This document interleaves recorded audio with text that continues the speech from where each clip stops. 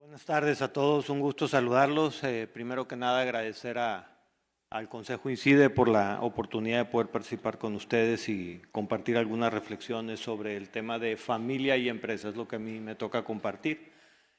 Familia, empresa y responsabilidad social.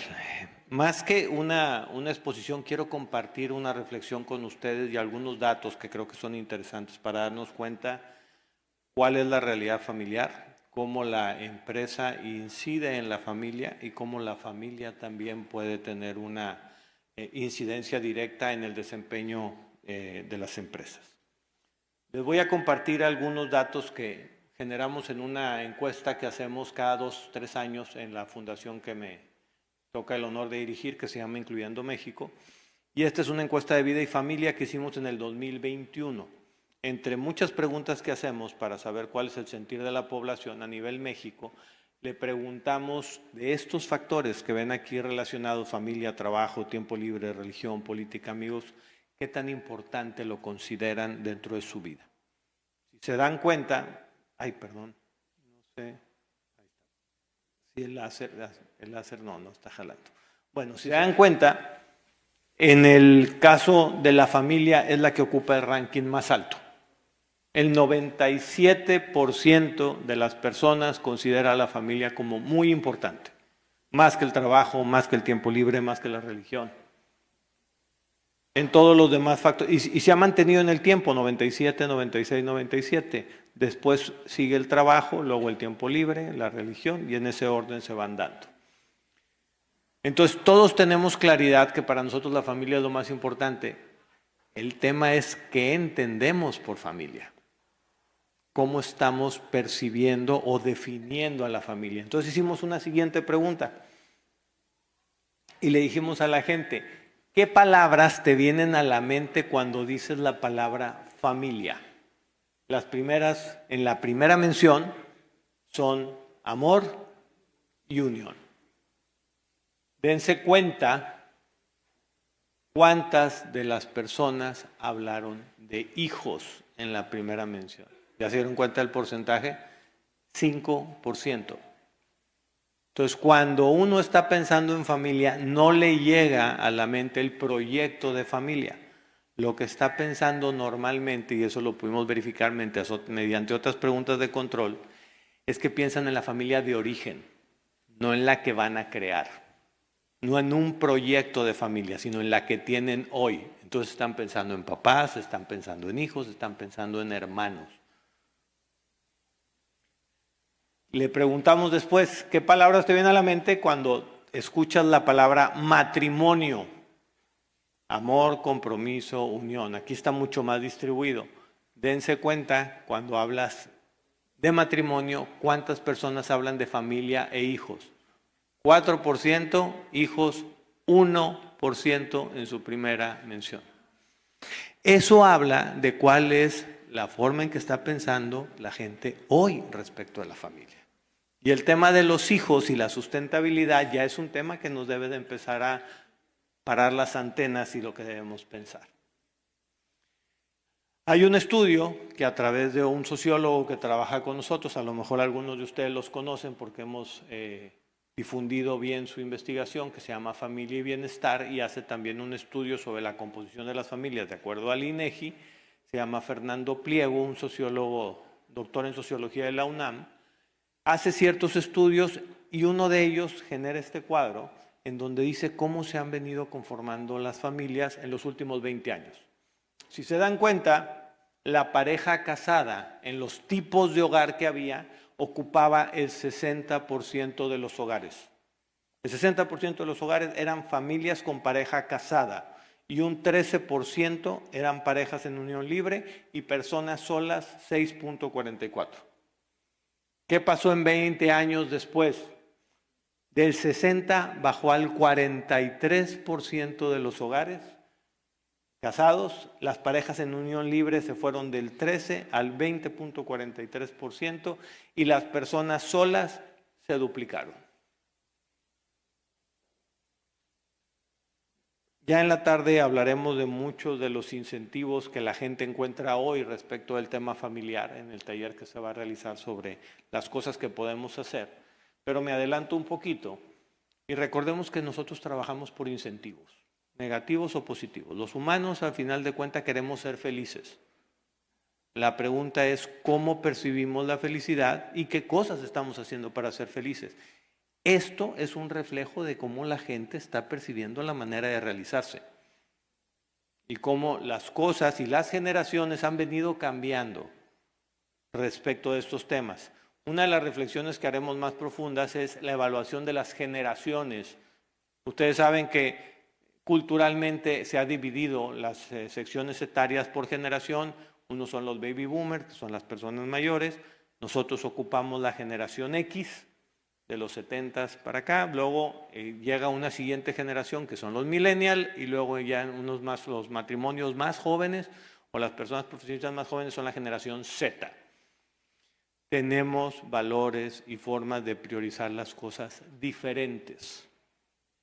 Y muchas de lo que estamos viendo en la crítica, que somos muy buenos para hacer, pero no para autocriticarnos, es que hoy a la generación millennial se le ponen muchas etiquetas. Seguramente a ustedes les va a hacer clic cuando empecemos a ver, oye, no, es que el millennial es una persona que no es estable en un trabajo, no quiere tener un proyecto a largo plazo, le interesa mucho viajar, quiere vivir experiencias, no le interesa formar un hogar temprano, no le interesa tener hijos, primero tiene que cumplir muchos proyectos antes de decidir si es que quiere tener hijos, hasta después de cumplir ciertas metas. Se casan grandes. La pregunta es ¿por qué? Y eso nos lleva a nosotros a reflexionar qué representamos nosotros para ellos. ¿Qué ejemplo estamos dando en ellos? ¿Realmente nosotros estamos siendo una aspiración para ellos respecto de nuestro modelo de familia? Porque ellos mismos nos consideran, a buena parte de nosotros, la generación de las promesas incumplidas. ¿Por qué? Porque nosotros le decimos a nuestros hijos, oye, es que casarse es bueno. Casarse es bueno y para toda la vida. ¿Y quiénes son los matrimonios que se están divorciando ahorita? ¿Quién le está dando el ejemplo? Nosotros. Anteriormente, no sé si recuerden, pero los que nos casamos por ahí de los 90 nos decían, si pasas la barrera de los 7 años, ya fregaste. ¿Saben cuál es el indicador de mayor incidencia de divorcios hoy? ¿Cuántos años de casados le calculan? 22 años. 22 años de casados es donde se está dando la mayor incidencia de divorcios. ¿Y eso por qué? La gente dice, yo ya cumplí, ya se fueron los hijos, ya cumplieron sus metas, ya se educaron, ya hicieron su proyecto de vida, tengo derecho a ser feliz, ahí te ves. ¿No? Y cada quien hace su proyecto en lo individual. Eso genera un pésimo ejemplo para las nuevas generaciones. Ustedes nos dicen a nosotros los jóvenes que tenemos que pensar en la paternidad, en la maternidad, que tenemos que estar presentes. ¿Quiénes son los que no estamos presentes? Nosotros, papá y mamá trabajando, dejando a los niños encargados. Y no es un tema para que nos estemos flagelando. Son circunstancias en donde la empresa, la sociedad, la familia, la política pública puede hacer mucho. Porque hoy nos están obligando las circunstancias a que trabajemos los dos, porque ya no es posible sostener un hogar con una sola persona. Porque la gente tiene derecho a realizarse, pero no necesariamente estamos en el equilibrio adecuado. Ya me estoy adelantando mucho en lo que veremos en la tarde, pero creo que son datos importantes. Vean este dato. Personas de 18 a 29 años, ¿cuáles están casadas y cuáles están en unión libre?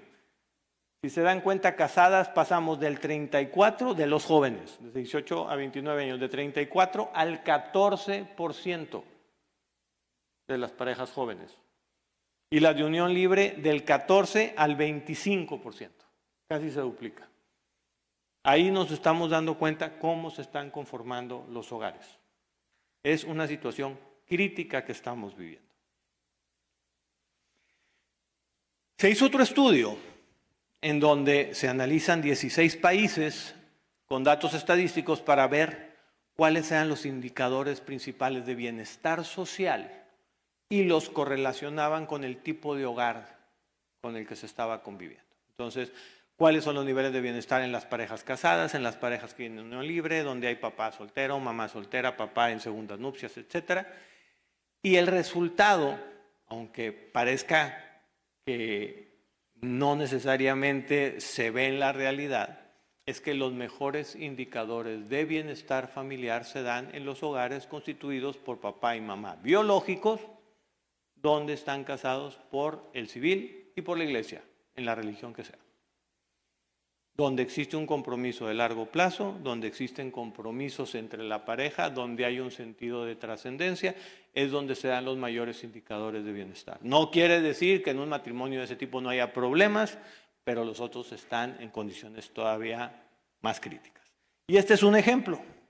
Se averiguó, de acuerdo a las estadísticas, mujeres de 15 años o más que han sufrido violencia física causada por su pareja en el último año. Y si se dan cuenta, entre las parejas casadas civil y religiosamente se da una tasa del 8.8 y en la unión libre casi se duplica. No es casualidad, ha sido comprobado a lo largo del año y se va dando. Y estos son una serie de los indicadores que se miden en este estudio, que con todo gusto a través del INCIDE, ya lo hemos compartido en alguna ocasión, a todos les haremos llegar el libro en vía PDF para que tengan las evidencias tanto de las familias en composición de hogares como los indicadores de bienestar y familia. Y se dan cuenta que en todo se le preguntan, se analizan las estadísticas, qué tan relevante es el tipo de hogar para cada uno de los indicadores. En todos hay alrededor del 60% o más en donde es relevante la composición del hogar. Desde la educación hasta el bienestar subjetivo, mi percepción subjetiva de la felicidad. Entonces sí importa. Cuando a las personas se les pregunta, no, es que no importa si estás casado, si no estás casado, si vives en un proyecto de vida, sí importa. Y esto es un tema muy importante para nosotros y para los jóvenes, nuestros hijos, para que entiendan que eso de no pasa nada es una gran mentira.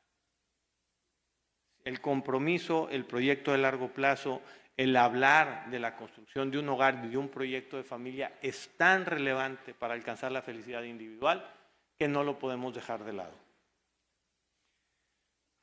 Datos de las pirámides poblacionales. Esta es la mundial. Fíjense cómo estábamos en los 80s. Y digo pirámide porque si se dan cuenta está perdiendo la forma de pirámide. Anteriormente esta era la composición natural, lo que veíamos en una estadística y en una distribución de la gente por rango de edad. O sea, la base de los que iban naciendo eran mayores respecto de los que se iban yendo las generaciones. Aquí han pasado dos cosas. La natalidad se ha disminuido, la tasa de fertilidad de las mujeres ha disminuido drásticamente. En los 70s había un promedio de alrededor de 7 hijos por familia. Hoy no llegamos a 2. O sea, ni siquiera la tasa de reposición se está dando. Fíjense cómo varía en el 2000, cómo se va achicando la base y la proyección al año siguiente, que es el 2025, cómo se va ensanchando a nivel mundial. Y ahí estamos mezclando África con Asia, con Medio Oriente, en donde hay familias muy numerosas y familias en donde prácticamente ya no tienen hijos.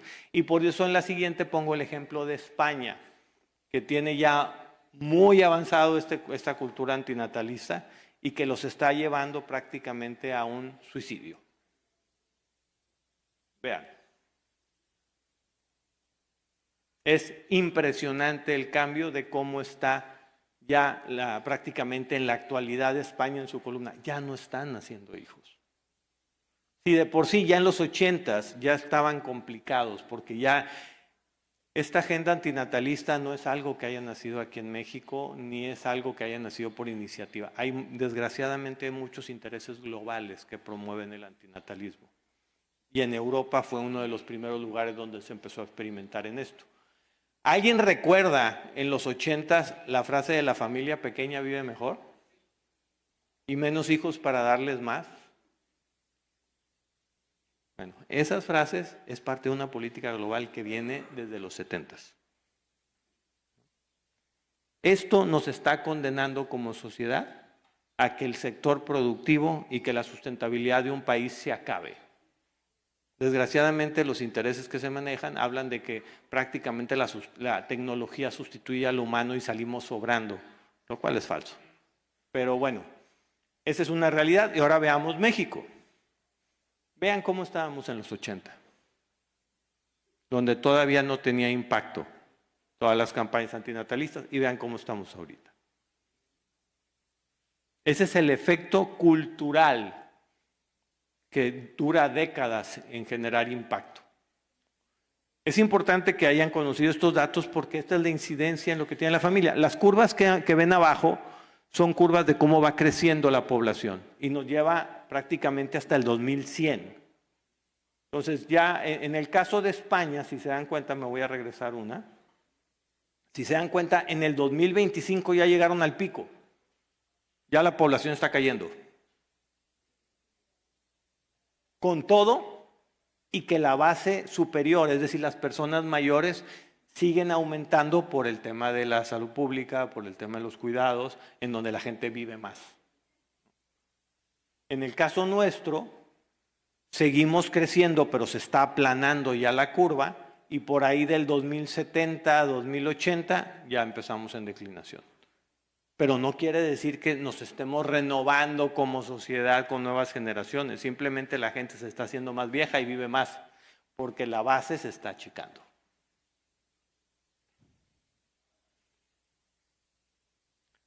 ¿Tenían idea de estos datos?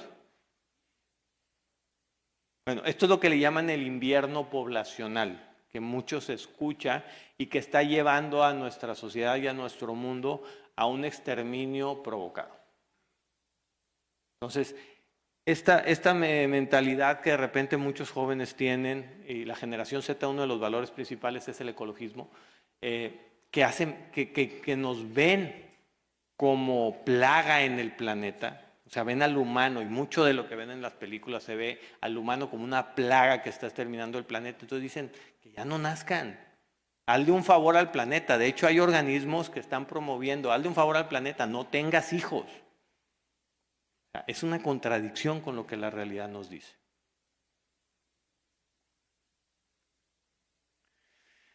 Otro estudio que ya les estaremos compartiendo también, y aquí ya vamos a entrar directo a, déjenme nomás ver cuánto tiempo me queda, no me quiero pasar.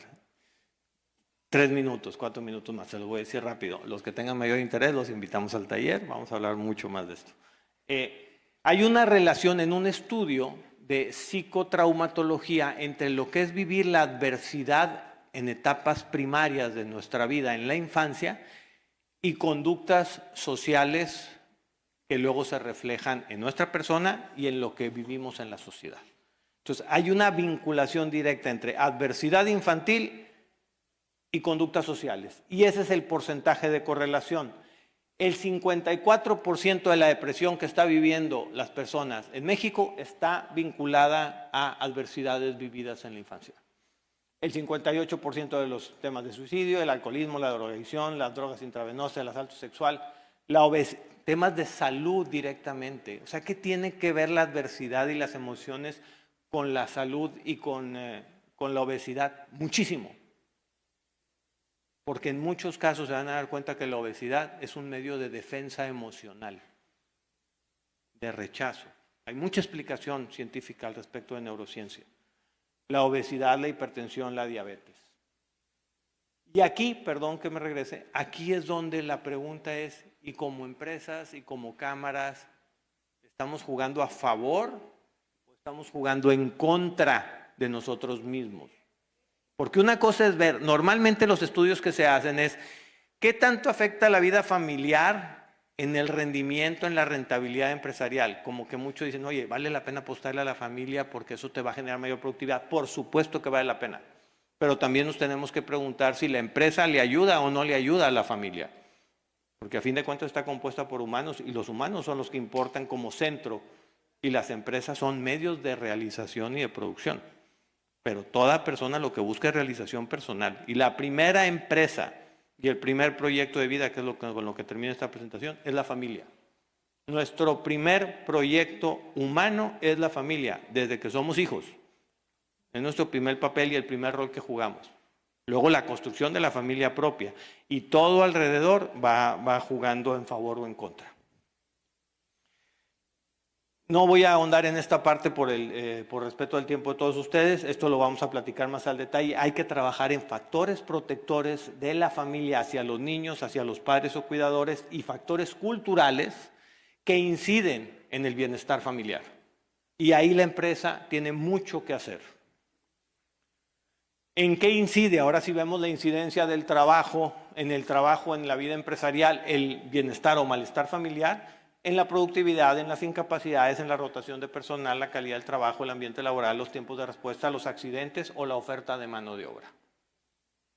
Toda esa es la incidencia directa si le estamos favoreciendo o desfavoreciendo a la persona y a la familia. Ahí nos va a pegar como empresas. Hicimos un esfuerzo que vamos a explicar por la tarde, pero lo resumo en 2 minutos. Todos podemos tener una percepción personal de lo que es una familia plena o funcional. Yo les aseguro que si hago una encuesta y les digo, descríbanme en 3 renglones lo que para ustedes es una buena familia, una familia plena, vamos a encontrar tantas definiciones como estamos aquí presentes. Cada quien tiene sus prioridades, su concepto y su idea de familia. Entonces, trabajando con psicólogos, sociólogos, traumatólogos, familiólogos, hicimos un esfuerzo en el marco de un congreso que se hace año con año, que es el Congreso Mundial de las Familias, y dijimos, tenemos que generar un estándar para que la gente sepa qué podemos hacer en favor de la familia, desde todos los ambientes, incluyendo la empresa. Entonces dijimos, y lo resumo rápidamente, si ustedes se dan cuenta, en el centro está la familia como el hábitat natural donde desarrollamos todas nuestras capacidades. Todas, insisto, todas. ¿Dónde aprendemos a compartir? En la familia. ¿Qué nos hace como seres funcionales en una sociedad? ¿Cuál es nuestra primer microsociedad en donde desarrollamos nuestras capacidades de funcionalidad con otros? En la familia, con los hermanos. Por eso las familias, no digo numerosas, porque ahorita es imposible tener en las condiciones de antes, por situaciones económicas sería lo idóneo, pero en los núcleos familiares con los hermanos, con los papás, con los primos, es donde aprendemos todo.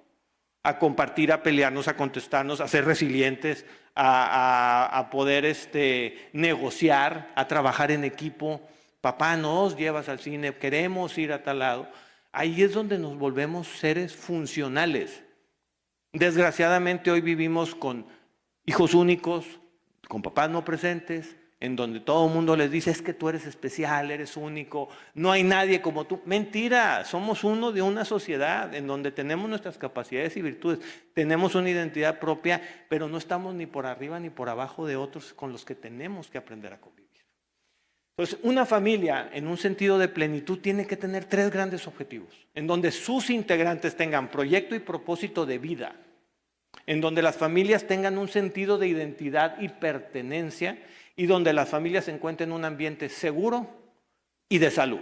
Esas son las grandes metas. Para poder hacer eso, las empresas y todos los del ecosistema que están ahí alrededor, podemos apoyar en lo que son los factores que inciden en la familia, que son su estructura familiar, porque hay veces que hay necesidades de atender huecos. Papá y mamá importan. Figura paterna, figura materna, biológicamente está comprobado que importan y que tienen un papel relevante. Si no está papá presente en una familia, hay que tomar medidas compensatorias. Alguien tiene que jugar un rol paterno, porque es importante para una criatura la figura paterna y la figura materna. En la dinámica familiar, la forma en que convivimos, que nos relacionamos, que nos comunicamos, es importante trabajar en la dinámica. Es importante que cada una de las familias entienda cuál es el papel que juega como equipo, cuáles son sus capacidades y virtudes, y tenemos que trabajar en el entorno a través de condiciones y herramientas. Y ahí estamos todos, entre ellos el que está marcado en rojo, que es el mundo del trabajo, el mundo empresarial. Hasta ahí quisiera cortarle, nomás cierro con una pregunta. Una serie de preguntas que quisiera dejarles ahí en la mesa. ¿Existe un equilibrio entre mi vida personal y familiar? Eso es importante que tengamos presente. ¿Mi trabajo juega a favor o en contra de mi familia? ¿Mi empresa apoya la creación de condiciones para el bienestar familiar? ¿Y qué puedo hacer desde mi empresa y organización para fortalecer a la familia en mi entorno? Eso es lo que trabajaremos en la tarde. Y dejarles esta frase: la familia es nuestro primer y gran proyecto de vida. Muchas gracias. Muchas gracias a nuestro amigo Tomás Ibarra. Interesante, como todos los aspectos que se manejaron, pero qué bueno que todavía, en base a las estadísticas, la familia siga siendo prioridad, porque de por sí tenemos una sociedad un tanto cuanto perdida en los valores, en el respeto que nos inculcaban nuestros padres. Si no fuera así, pues estaríamos mucho peor, ¿verdad?